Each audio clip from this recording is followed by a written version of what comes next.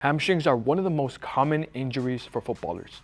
Once you strain it, it can linger for a long time and never get better if not taken care of properly. I've recently had 3 clients who came to me because of a hamstring strain, and after working with me, they are now at better conditions than they were at pre-injury levels. I included 3 important aspects that I will go over more in depth in this video that you must include to really bulletproof those hamstrings. So without further ado, let's get straight into the video.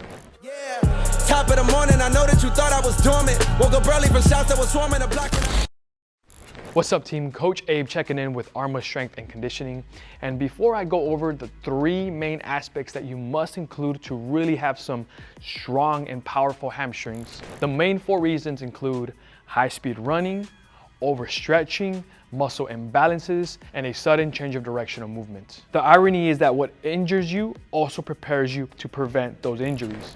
And injuries can occur because the body was not ready for the intensity or volume. For example, for one of my past clients, he was sprinting at high speeds whenever he strained his hamstring and was out for 2 months. He then hired me, followed the custom plan exercises and speed drills, and now he is playing his best football yet. For him, sprinting was very scary going into it at first, obviously because he strained it, he has a mental block. But after following my program and checking in with me and me progressing those exercises weekly, I was able to get him to sprint pain-free without any fear, and again, now sprinting faster than ever before. Now, the 3 important aspects you must include are strength training, power and deceleration exercises, and sprinting at high speeds. If your program contains these 3 things, you are gonna set your body up and your hamstrings and glutes up for success. As far as when to implement them, that will depend in what stage of the injury you are at. So guys, let's just get straight into the video and let's go over the power exercises. All right guys, so the exercise I'm gonna be showing you here today is a hamstring catch. So it's a power exercise because you have to be doing this exercise with speed, and it's also gonna be helping out with deceleration, which is gonna be overall very helpful because we decelerate a lot on the pitch. This is gonna be the first variation I go over, and looking at the intensity of this exercise, like I said, you wanna be fast, you wanna catch yourself, and you're gonna fall into some limitations depending on your hamstring strength, on your knee strength, all that good stuff, and this is how to go around that if it is too intense. The way that we can do this is you can bring yourself closer to the bench. So for example, now my knees are about 90 degrees right here, and I am closer to the bench, meaning whenever I catch myself, now that intensity drops, right? And that's gonna be a good way to manage that intensity to not overdo it. The next variation, we can go 2 legs right here, bring your heels close to your hips, boom, catch yourself right there. And then we just walk it right back up. Boom. Catch yourself right there. And the more intense version, you're gonna be on that 1 leg and you just catch yourself right there. And same thing, the further you catch it yourself, the more intense it's gonna be. And again, I need to emphasize, if you are in the early stages of the hamstring rehab, this may be too intense. This is more for the mid to late stage. If you are interested in more early stage type rehab, check out my online community where I offer rehab protocols and routines for hamstring strains, ankle, calf, quad, hip flexor, groin, all that good stuff. You have everything and an access to programs. You have access to meal plans, guys, anything you will ever need to prepare you so you can play your best football and not have to worry about the physical aspect of it. So again, check out my online community, Arma's Pro Academy. It's gonna be the first link in the description below. The first exercise from the strength list is gonna be the Nordic curl. We all know what the Nordic curl is. It is a very good knee dominant hamstring exercise, which is gonna produce forces eccentrically, which is gonna be good for strength and for preventing injuries. I highly recommend you add this to your program. And again, this is probably gonna be too intense for those in early stage rehab. And if you don't know how to progress into it, maybe you fall down way too early, guys, check out this video right here. This is gonna show you the different variations and progressions on how to do the hamstring curl the most effective way. The Nordic curls train the hamstrings to lengthen under tension, improving their ability to absorb force and resist overstretching, and as a result, reduces your risk of injury.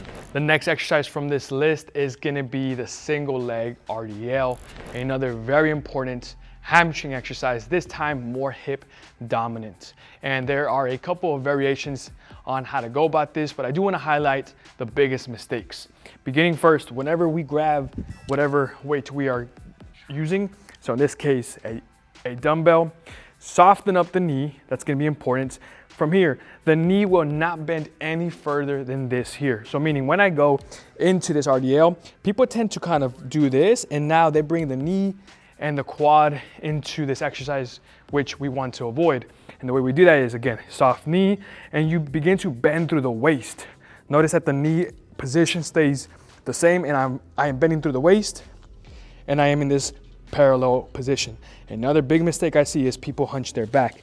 And if you are young or have never really done this movement, a lot of y'all are gonna struggle with this here and not have this ability to do this, right? And a good way to kind of like combat that, you can go on the floor and just kind of go into these cat-cow positions and really start to figure out how to bring your shoulders behind your ears, how to move your spine, all that good stuff. And like any exercise, you want to start loading it up, going heavier and heavier. And then on the way up, you want to explode. Make sure that when you go down, you feel that stretch on the hamstrings. Go right below the knee or mid shin.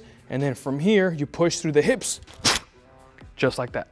Again, I really like the single leg RDL because it develops balance, hamstring strength, hip stability, and also injury prevention and overall hip and glute strength, which is going to be very, very beneficial for force capacity. The third exercise, we are going to be doing an isometric. This one is so good because you are strengthening that hamstring in different positions, or you're able to depending on where you place the heel. Another very amazing thing is that you can load up the isometric in this position like you see me using a box and this bench. So just like you're seeing me do, we can add load, whether it's a barbell, a medicine ball, or even a dumbbell to this movement to get really, really strong. We want to be strong in that eccentric movement, which is where the Nordic curls come into play. We want to be strong in that concentric portion, which is where the RDLs come into play as you are coming up. And of course, we want to be strong holding those positions, and we can keep on going heavier and heavier as the hamstring and knee gets stronger. And to lower the intensity for these right here, you simply go to the floor and we just hold that position just like you see me do. And the way to make it easier, you just bring the heel closer, and the closer you bring that heel, the easier it's gonna get, where this is gonna be the toughest position yet. If you are finding this video helpful and is someone who wants to do the right weekly routines, wants a new monthly gym and speed plan, and wants to benefit like this person, this person, this person, and this person right here, then tap into my community where you get this and unlimited help from pro performance coaches like myself. It will be the first link in the description below. The third aspect that we're gonna be training is high-speed running, and more specifically sprinting. And you want to be sprinting above 95% of your maximal speed. And we can accomplish this by two methods. We can go on to 30-meter sprints, or we can go with flying sprints. And a flying sprint is whenever you have a long buildup. So notice in the acceleration, you start low, but in this flying sprints, you have about 20 meters to build up. So you are progressively jogging. Then once you hit the fly zone, so let's say I'm doing a 20-meter fly. Once you hit the fly zone, so you build up for 20, then you start at the 20-meter mark, the 20-meter fly zone. You sprint through that at your maximal velocity. And again, the only difference is that we take away the acceleration aspect, so you are slowly building up to it.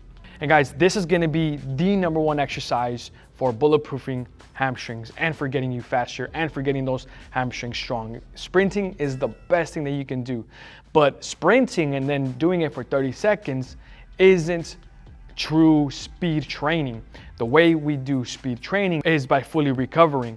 And what I mean by that is, so for every 10 meters that you sprint, you wanna rest 60 seconds. So if I ask you to do a 30-meter sprint, after a good warm-up and all that good stuff, and you only rest 1 minute, guess what? You're not training speed before your next rep.